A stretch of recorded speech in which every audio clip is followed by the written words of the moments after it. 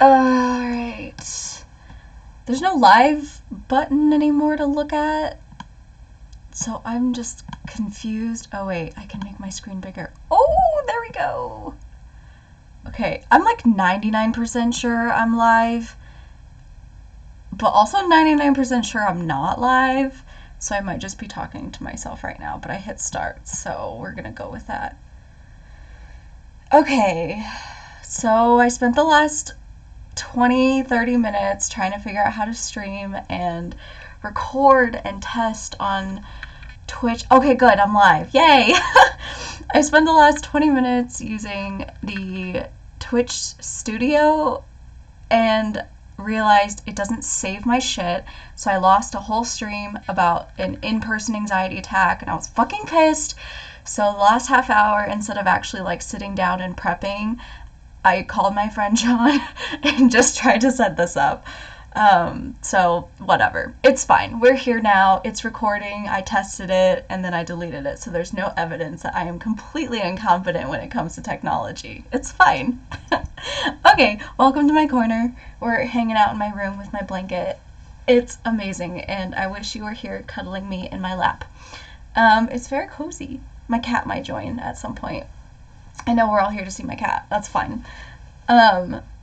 So I didn't have time to prep as much as I wanted, so all I did was lump the questions into an order that made sense to me. So last week we did an intro to anxiety, and then I think Friday night there was a spontaneous live stream about an anxiety attack because I was having a really bad one and was like, you know what, I'm gonna show this. And because if I want to talk about anxiety, I have to show all of it, and that includes the ugly and the good part. So basically, I just had an anxiety attack on camera and went through it step by step. And then it didn't save, and I was really mad about that. So now we're going to try this different software. I think it's called OBS. Oops. Anyway, okay. Questions about anxiety. Got a couple really good ones, and then I just pulled a couple from my past experiences, and I'm really glad I waited a week because this week has kind of been a shit show in some ways, but it's also been an amazing week in other ways, and there's been a lot of anxiety through it, so I'm glad that I waited. Okay, we're just gonna dive into it, because again, no fancy intro because I don't have time for that. You get a hi and I'm wearing pants, and that's about as good as we're gonna get. Okay, the first question that I thought was great. Oh, hi, kitty. Come here. Come say hi. Come here. Oh, now you're shy. All right, she's normally a hoe, but okay. First question. Different kinds of anxiety. What are they? I thought this was a great question, and I honestly can't remember who asked me anything, so don't ask me because I don't remember. So different kinds of anxiety, what are they? There are so many different kinds of anxiety. And my answer to this question is there is no just one anxiety. Anxiety is this insidious monster that tailors itself to every single person. So it looks different for everybody. My anxiety, we can have the exact same diagnosis, all of us, and it will look different from me to you. Anxiety is like a t-shirt. It's the same t-shirt, but if I gave you this t-shirt to put on, it might not fit you the same, but it's the same fucking shirt. So different kinds of anxiety, it really depends on the person wearing the shirt. But the classic forms are, I think social anxiety is the big one. What is that? It is basically when someone feels anxious, and again, this is just my experience of it. It's going to change person to person. My experience with social anxiety is being nervous going to new places I've never been. I get anxious around new people I've never met before, especially if I'm the only person there that doesn't know anybody.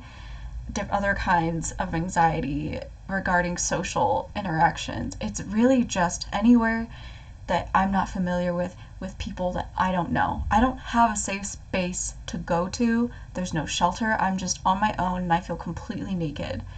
And I hate that feeling. I feel exposed. And if I'm scared or nervous, I have nowhere to run. And I am anxious beforehand because I'm anticipating this bullshit.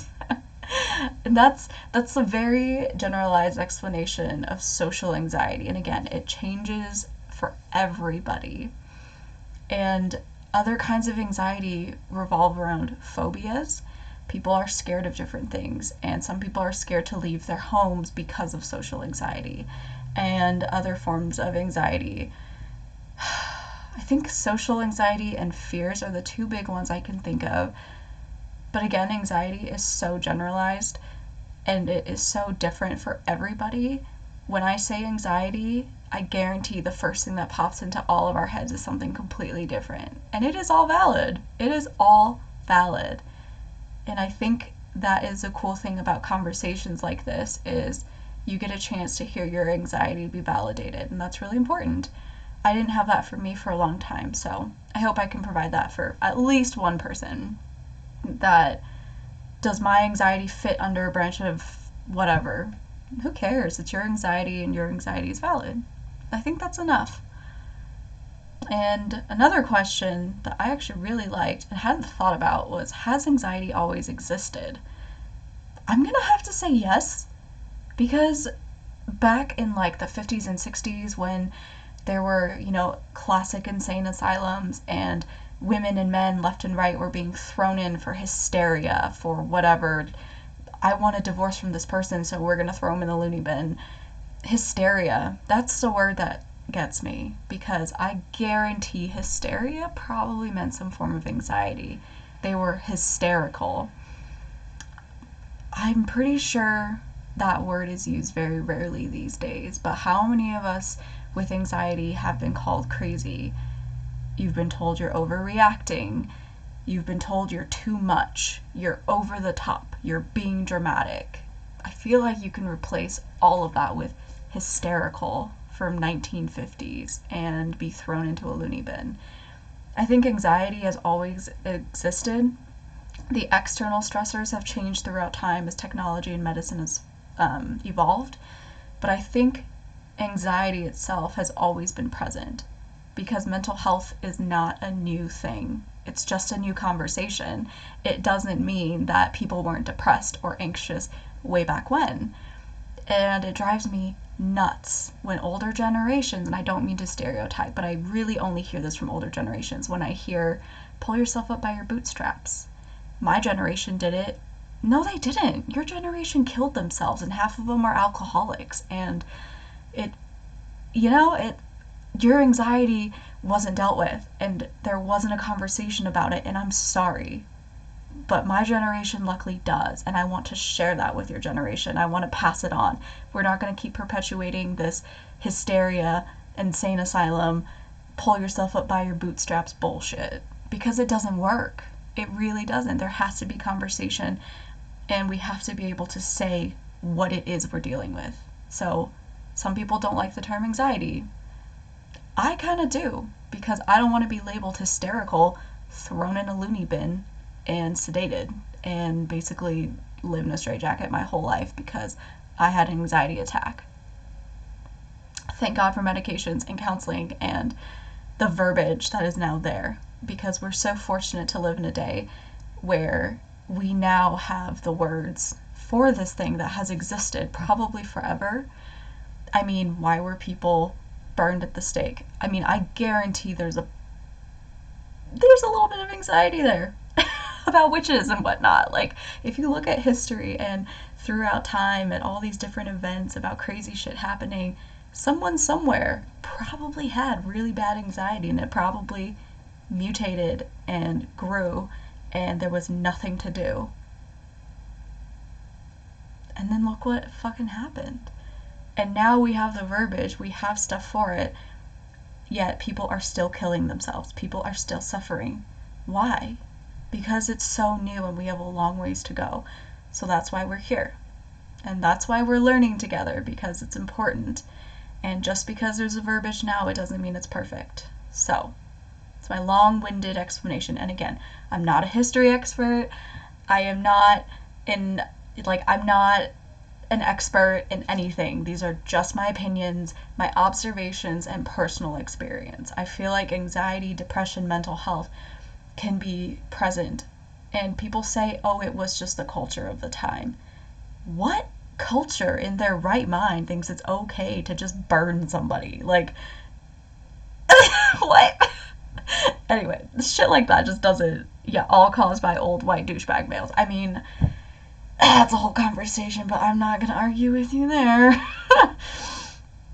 I will say there have been evil women and they have contributed. I will say that. But yes, mostly white men. Okay. So has anxiety always existed? Short answer, yes, in different forms.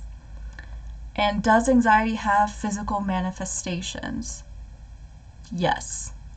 I think it does. I think anxiety, I have my questions on a phone because I'm a professional.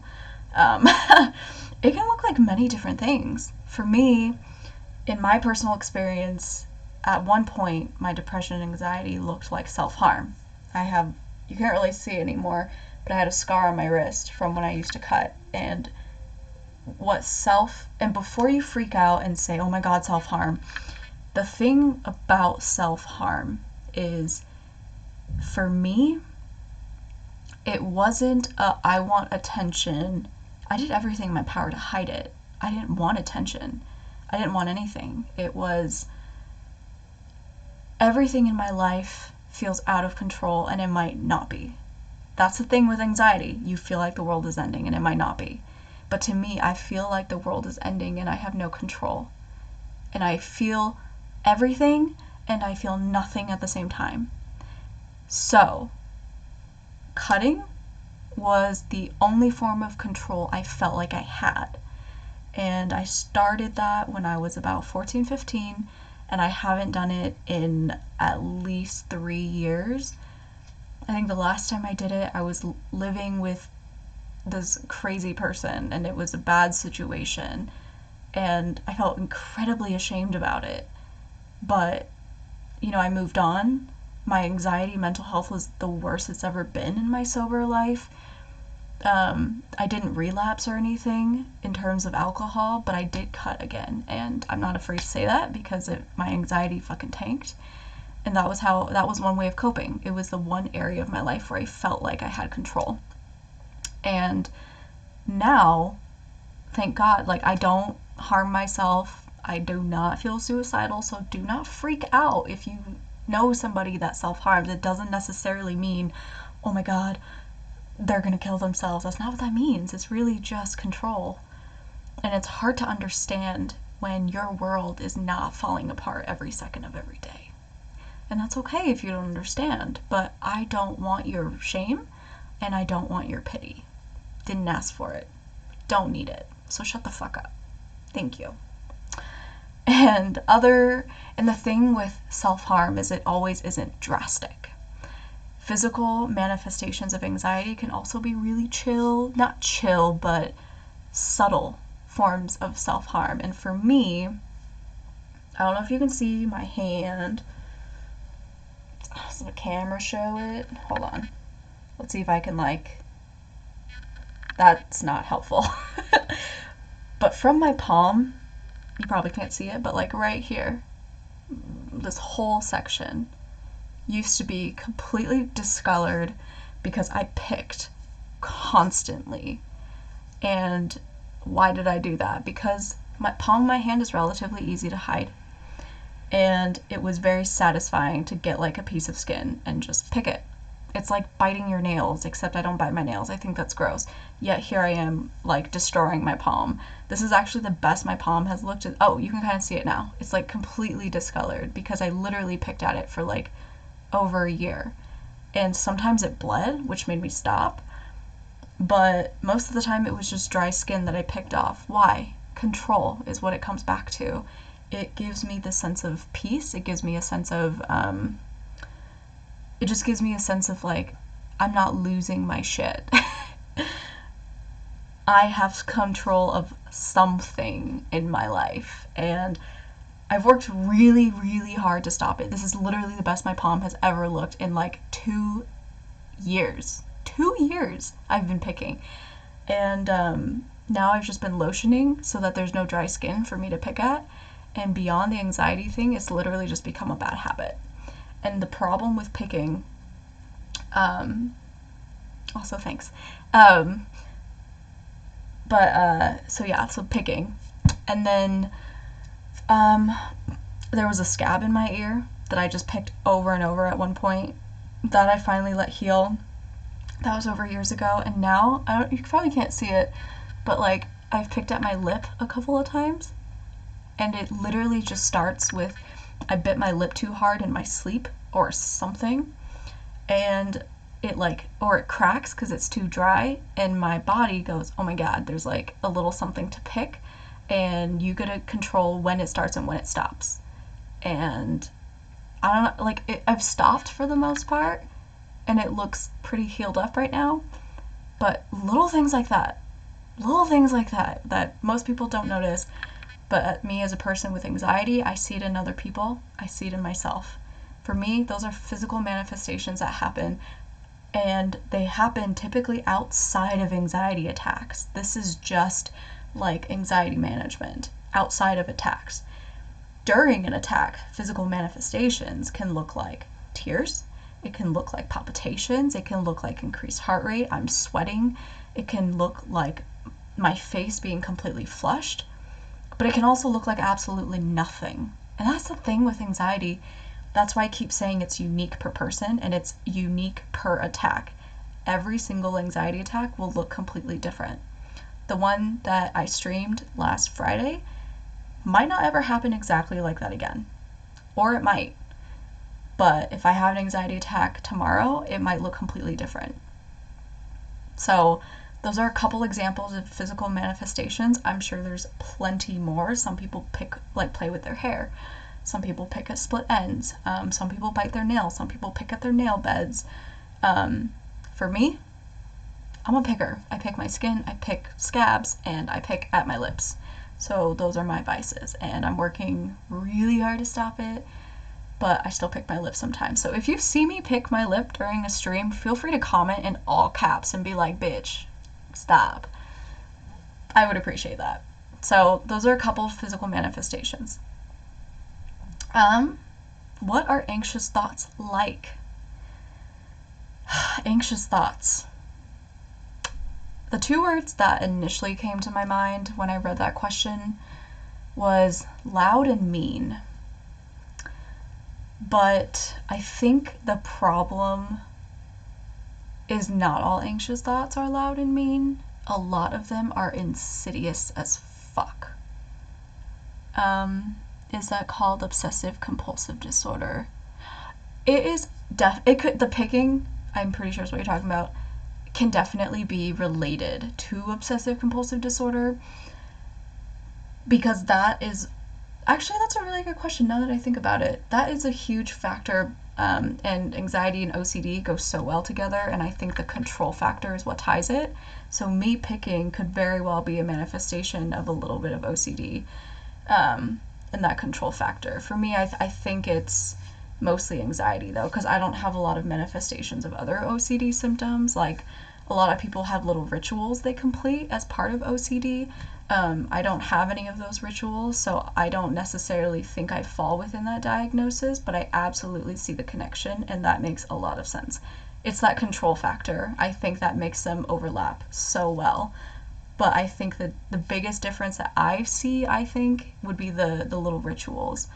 But again, people with anxiety might have what look like rituals, and people with OCD might not have rituals. Mental health is so complex, and so many of them go so well together. So yeah, that's why it's so hard to differentiate, and it's so hard to literally just talk about anxiety, because that comparison is so great.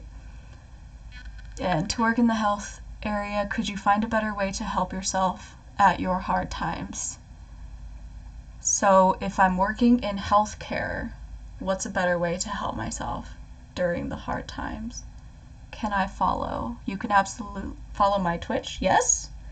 I think there's a follow button somewhere. I'm not a tech expert. You can absolutely follow. To work in, like, friends. Oh, help friends who work in the healthcare area. Nice dog. Dimensions. Okay, I followed. Thank you. So I think you're asking how... Oh, this is a cat, by the way. This is not a dog. I'm so sidetracked. Okay, to work in the health. Okay, so how do you. Okay, so I think you're asking how do you support your friends who work in healthcare? Is that right? Maybe? I work in healthcare, so that's actually perfect. um, so it's working in healthcare has offered me a really unique perspective because it totally okay. I'm an idiot, and you know what? I don't read so good sometimes. Could you find a better way to help yourself at my hard times? So, or follow your friends. You aren't in it. You're too nice. Actually, working in healthcare. Okay, so I guess I'm just going to talk about healthcare and relating it to mental health. Struggling with anxiety and depression and working in healthcare has been really interesting because I approach it with. So I want to be a physician assistant. I want to go to PA school, which is basically a fancy doctor with less schooling, and you don't. Basically a pseudo doctor. Well, whatever. And me working as a medical scribe right now. Do I have. I know, right? Is there. Do you have. I don't have a dog. That's a cat. But I work as a medical scribe. So what I do is I go in with doctors, and I've worked in internal medicine for over 2 years, and I've seen patients with anxiety. I've seen patients with depression. I've seen all of this live, and I've seen it from a provider perspective, which is really interesting. And so I've gone into it with the doctor mentality of how do I help these people. But on the flip side, I've also gone into appointments struggling with anxiety myself and listened to people. And the way I get through those appointments, honestly, the best way I've gotten through those appointments, it might sound super counterintuitive, is just be empathetic. It sounds, even saying it out loud, it sounds so counterintuitive, but it's like I step into the patient's shoes and allow myself to feel their anxiety, their depression. And in that way, it kind of distracts me from my own depression, my own anxiety. I get to focus on them. And as a provider, I know what helps me when I'm anxious, when I'm depressed, and I get to help provide that to patients, which is really cool, actually. So yeah, that has been a really interesting experience, being a provider and struggling with it. So I don't know if that answered your question. It's been a really interesting experience. I'll learn more as I go to PA school, but working in healthcare while struggling with mental health is challenging, but at the same time, the patients basically are your source of escape, if that makes sense. I get to put myself in their shoes. And yes, I also do like how the Joker talks about society. Also, wow, I'm literally just going to sidetrack and just read the chat and talk to people. Why do I even go in with plans? I actually did a blog post about the Joker's speech about society because I fucking loved it so much. Like, I would marry the Joker, even though he's a low-key serial killer. It's fine. Okay, next question. What does an anxiety attack feel like? Oh, you guys are so cute. Oh, wait, which Joker? Heath Ledger is definitely my favorite Joker. Yeah, I will die on that hill. No one can change my mind. Okay, but the Phoenix guy? What's it? Joaquin Phoenix? That Joker was amazing. Oh my god, the fucking mental health line when he's like, what do you get when you mix society with someone with deteriorating mental health and they don't give a shit or something? And then he fucking... I don't want to ruin the movie, but that scene was intense and I loved every second. Oh my god. Joker is like one of my favorite movie characters of all time. That could be a whole nother stream in and of itself. Okay. How do I minimize chat? Because I'm literally gonna... Big John. Heath Ledger is the best Joker. Thank you! Thank you! I agree. Heath Ledger. Mwah. How do I minimize chat? Because I'm literally just gonna... Okay. I'm just gonna keep talking to you. Okay. What does an anxiety attack feel like? Again, anxiety attack, I feel like it's gonna feel different for each person, and every anxiety attack is going to feel different, if that makes sense. So, like, here's an anxiety attack, and it's going to branch out and feel different for everybody. And then underneath each person, it's going to branch out again for every single anxiety attack, if that makes sense. For most people, they might experience certain sets of symptoms and they're like, this is my anxiety attack. And you know what? You're pretty goddamn lucky if you experience that. For some people, it might be different symptoms every anxiety attack. For me, I'm lucky enough where most of my symptoms are pretty consistent now, but like my anxiety attacks typically consist of a fast heart rate. I checked my heart rate on camera last Friday when I was streaming my anxiety attack, and I think my resting heart rate was like 100, but before, or 125, but before it was like 150, which is insane. So, and then what other symptoms do I get? Sometimes I feel like crying if I talk too much. And sometimes I hyperventilate, I breathe too quickly, and I feel like I'm suffocating and I'm drowning all at the same time. But my brain is like racing, but then I also feel like I'm not thinking about anything. It's like you're thinking about everything and nothing. I feel everything, which makes me feel nothing, if that makes sense. Anxiety attacks are weird, and it always depends on what triggers them and how quickly I'm able to catch it and how quickly I am able to cope and who is around me when they happen. There are so many factors that play into anxiety attacks. I wish it was black and white, and I wish there was a formula for this is what an anxiety attack is, but there's not. It's really complicated, and that's the thing with anxiety, which is why we have these conversations, because it's so goddamn complicated. Okay, so that's a lot of what is anxiety, what are the thoughts like, physical manifestations, what does an anxiety attack feel like? Okay, so on to coping and support. Unless there's other questions. I'm really digging the emotes. I don't even know where you find those. Wait, is that the, oh my god, is that the emo button? Hold up. Oh my god. I think I just sent one. Hold up. No, I didn't. Oh, yes, I did. I just sent two. Haha, win. Okay, and also, please send me all of your memes. Thank you. Okay. Send them after my stream, though, because I will literally go look at them right now. Okay. Are you more fight or flight? Oh, man. If I was experiencing... So, I experienced a lot of anxiety this week around a particular person. It was not very pleasant. He who shall remain unnamed. He was very unpleasant, and he was mean over the phone and text and literally just like harassed me for like 48 hours straight, just like over text. Wouldn't take no for an answer. It was an absolute bitch. And that gave me anxiety, and that gave me more of a freeze. So psychology is expanding into, yes, the douche. We will call him the douche. Psychology is really expanded into fight, flight, or freeze, which I appreciate because a lot of people are freezers. And in situations like that, where it's a lot of mental stress, I freeze. I just kind of stop and I shut down. And if people yell at me, I shut down more.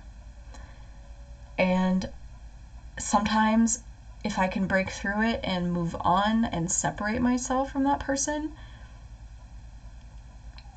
I can probably get to a point where I fight, but it's not really like a fight. It's really just standing up for myself and then backing away. But freeze is definitely my go-to response because my body shuts down because I'm so overstimulated, because in the middle of an anxiety attack, it feels like everything is louder, everything is brighter, everything is just more. The world becomes so fucking extra and it's too much. And also, I'm pretty sure my sister just joined, so hi Sam, if it's you. If it's not, then I take it back. You can just private message me. I think you can do it on Twitch. I think it's called a whisper. I got sent two, and I responded, and I was like, I didn't even know this was a thing, so you can send that way. However, I am not a Twitch expert. Also, Hi, everybody. I literally don't know anybody's usernames, like 3 people, but hi, I love you all. Unless you're a douche. Unless you're the douche, I am specifically referencing that you can go fuck yourself. But I doubt he's here, so. Oh my god, Buttocks! Ah, I love you! Okay. I don't know how to whisper, but it's me. Hi, Sammy. I love you. Okay. Okay. Moving on to coping. We're gonna get to the happy stuff. And if there's more questions, just throw them up. I'll glance a little bit. What all would you do to cope with the anxiety? I think one of my favorite people in the world, Summer, asked me this. And if it's not Summer, I'm sorry. I'm pretty sure it's Summer, though. Oh my god, I think it's Summer. Hi, Summer. What all would you do to cope with the anxiety, and how often, how much would you do these things to cope? Oh, yeah. So Summer asked me these, and I remembered that. What all would I do to cope? The things, so I can't speak to anybody else, but I know what helps me. This might sound really pathetic, but sometimes I just kind of shut down. And sometimes I literally will just sit and I will fall into some kind of routine that makes me feel safe. And a couple things that make me feel safe: hot shower. First thing is I get in that hot shower, it forces me to be away from my phone, and it forces me to clear my mind. It forces me to be quiet, and it gives me space away from everything. And in the shower, it relaxes my muscles because when I'm panicking, everything is so ramped up. So in a hot shower, everything relaxes. My breathing slows, I calm down, my heart rate slows. That helps big time. Big, big time. And I like to stop and ask myself, okay, am I hungry? Most of the time when I'm anxious, I lose my appetite, I'm nauseous as fuck, and I can't handle it, and I don't eat. And then I become really hangry, and you know what? That's a whole nother beast to tackle. So I will ask myself, am I hungry? And if I can eat a little bit of something, I'll grab something I like fruit snacks. I'm a fruit snack ho, or a chocolate, like just something small. Or chicken soup. I fucking love chicken soup, and I will murder somebody for chicken soup right now. But I have so much food in my fridge. But it's like little things. I don't force myself to eat, otherwise I get more nauseous. And then sometimes if I like am out and I can't just hop in my shower, deep breath is the first thing I will do, because in that state of anxiety, everything is up, up, up, up, up. And you hyperventilate, which cuts off oxygen to your brain, and that causes you to hyperventilate and become more anxious because your body is going into strict survival mode. And it kicks off a whole nother kind of anxiety. So on top of psychological anxiety, you've got survival anxiety. And you know what? Anxiety squared sounds like a fucking bitch. No, thank you. So take a deep breath and slow yourself down physiologically. That helps a lot. So once your body gets to a calmer state physiologically, psychologically, my mind will start to catch up. So other things I like to do, I play a stupid phone on my game. It's just like one of those simple match 3 games. And again, it's that element of control. I might lose a million times, but it's a fun game. It's stupid. It's so easy. I don't have to think. My brain is off, but it gives me something to do.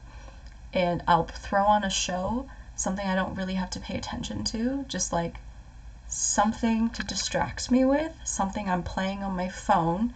And sometimes I'll put it on airplane mode if I don't want to talk to people because I feel too overstimulated. And it's putting myself in as safe of an environment as possible. And of course, this is all happening at home. But if I'm out in public, I will try to get somewhere private, whether that be in a bathroom for a second and just step away, or if I'm forced, like stuck somewhere with people around me and it's gross and I hate it, which I usually do, even when I'm not anxious. I just stop and I'll try to kind of work up just enough of me to say, I need like 5 minutes. Just give me 5 minutes. Or ignore people or put on headphones. Sometimes I listen to piano music. Sometimes I literally listen to nothing. I just put it in so people hopefully take the cue of like, leave me the fuck alone. And then I breathe.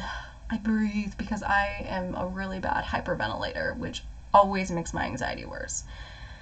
So that helps a lot. So those are ways that I've coped, and I will do them as much as I need to. And if I am in really bad shape, I'll do them every fucking day. And if I don't have time, instead of the shower, just the breathing, just the sitting, just a quick snack, one episode of something, and give myself time to freak out, and then I give myself time to recover from that, because anxiety attacks are fucking exhausting. Like over the weekend, I think I slept till 3 o'clock in the afternoon both days, because I was so tired from my anxiety attack on Friday, caused by the douche. And then last night, or the night before, no, last night, I was equally exhausted because of the douche and subsequent anxiety. But just being as nice to myself as possible the day afterwards is also key. And things that you do, kind of like, not coping, but like pre-coping prior to anxiety attacks, breathing, keeping up on little things around the house so that if an anxiety attack comes on, there's less for me to stress about. That has helped so much.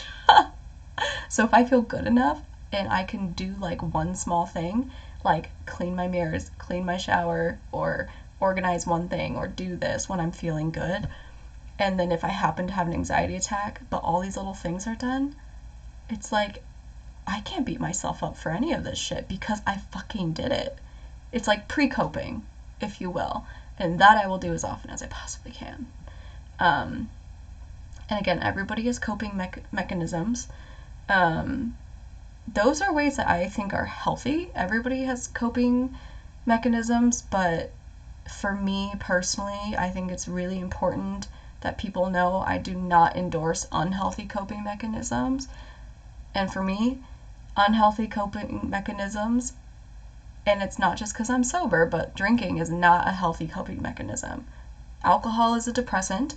It makes you more depressed, and you know what? It doesn't solve any of your problems.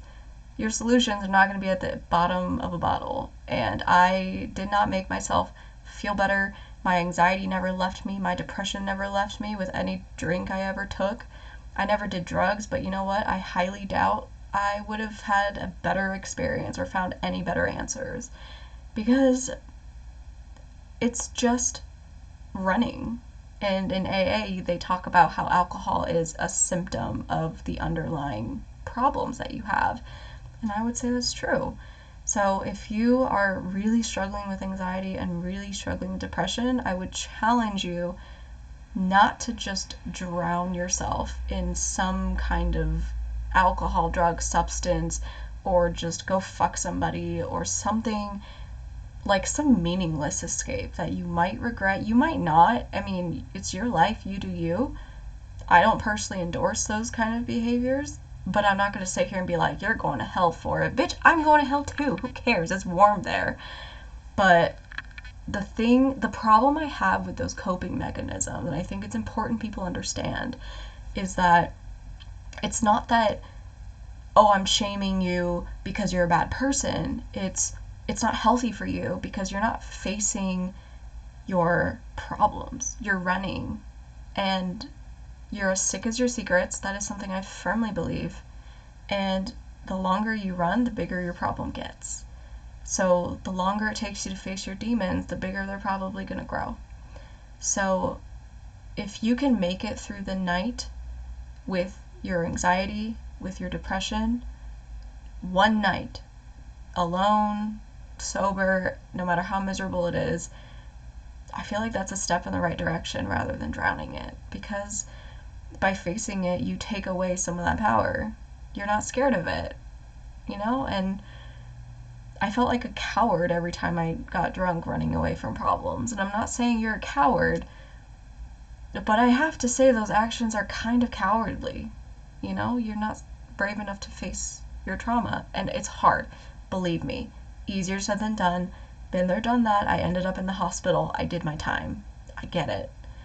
But I will say that I would rather like, I mean, I still have nights where it's just me and my mind, and that's a fucking horrible thing, and it's terrifying.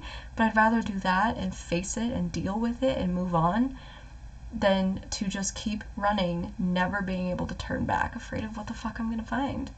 You know, I enjoy the freedom I have now, and I want freedom for everyone else, especially the people I care about.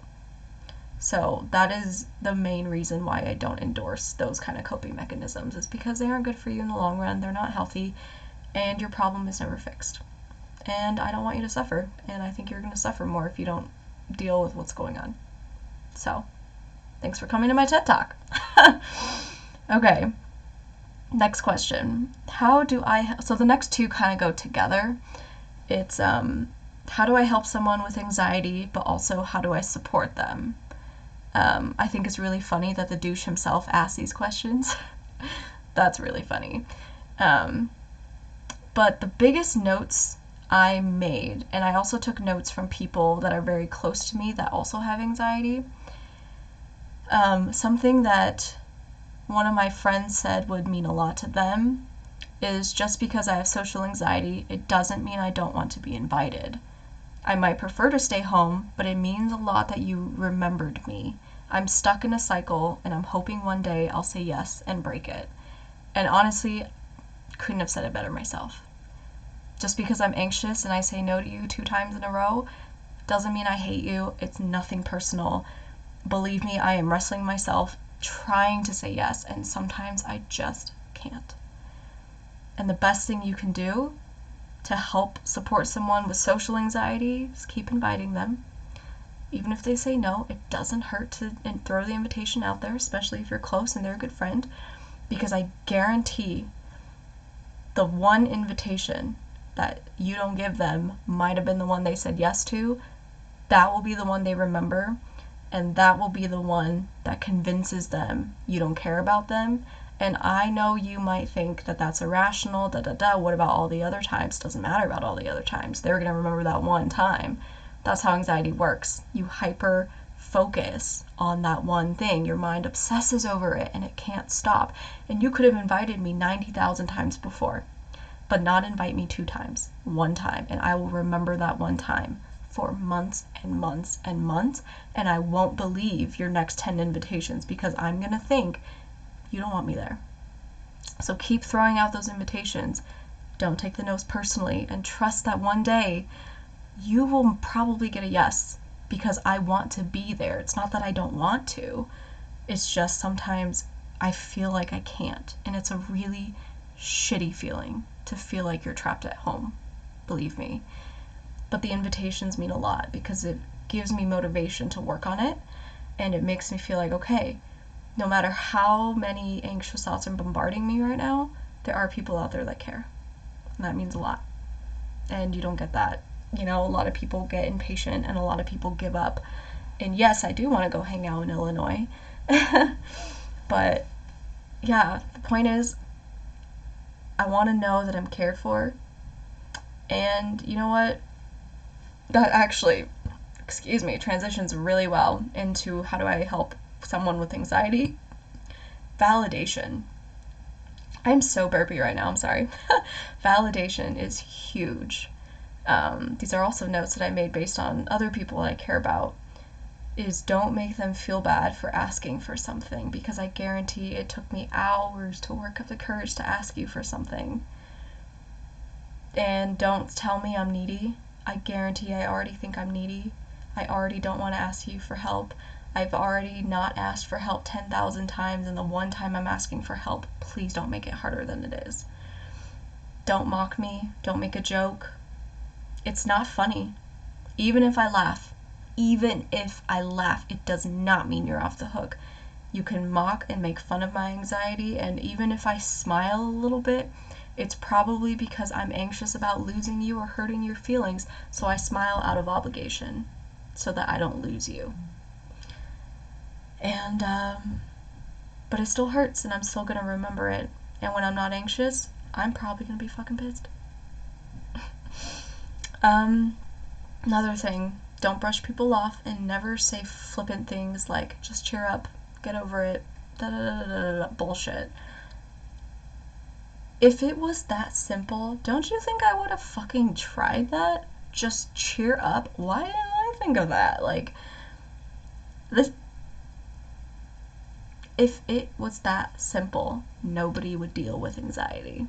Nobody would have depression. Nobody would have anything. If it was that simple. But it's not, and that's why we're here.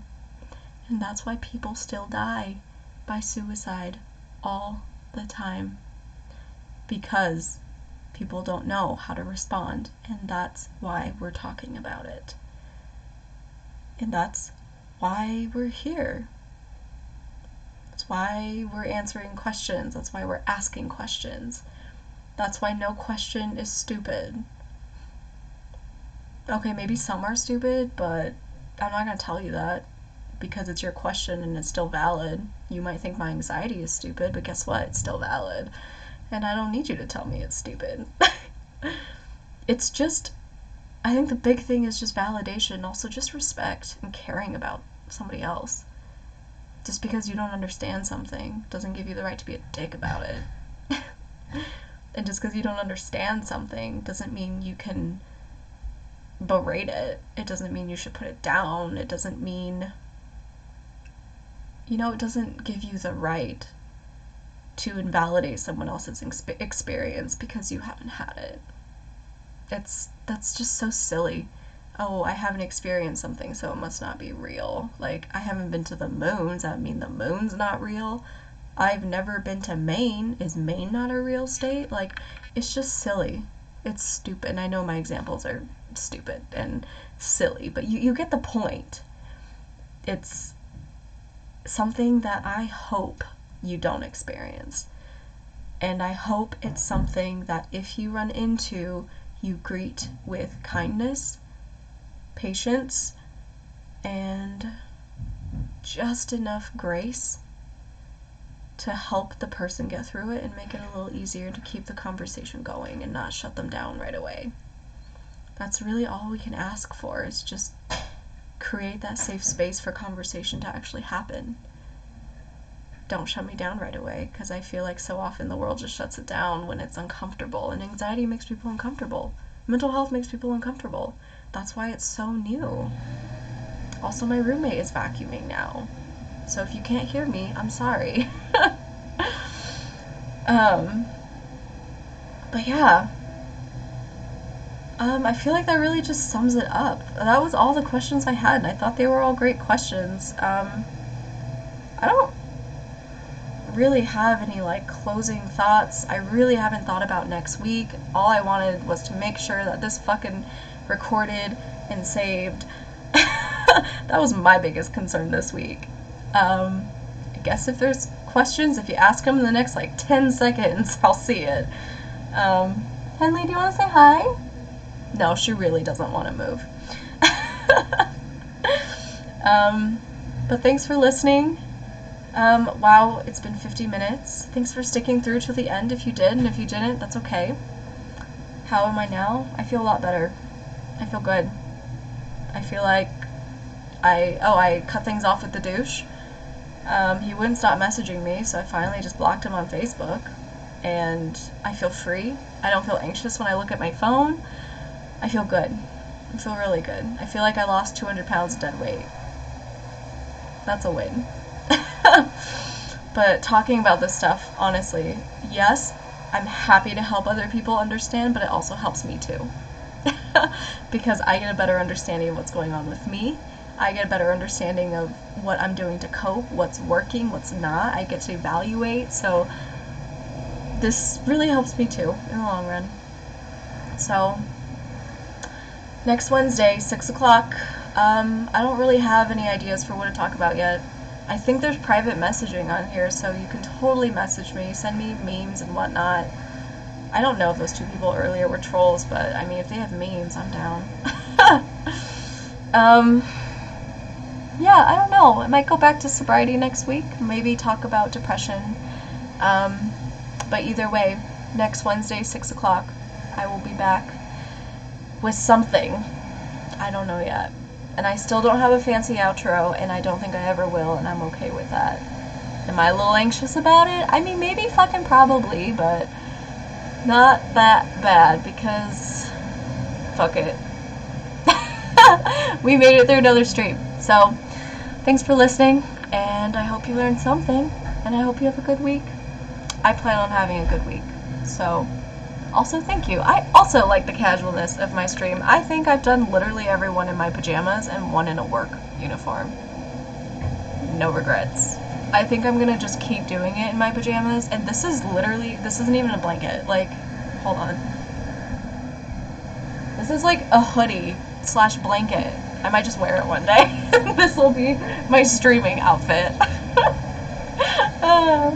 So yeah, anyway. I'm gonna hop off and go eat because I'm hungry, and the vacuum is coming closer to me, so my cat's about to freak out. So, have a good night. I'm gonna go stuff my face now. Bye.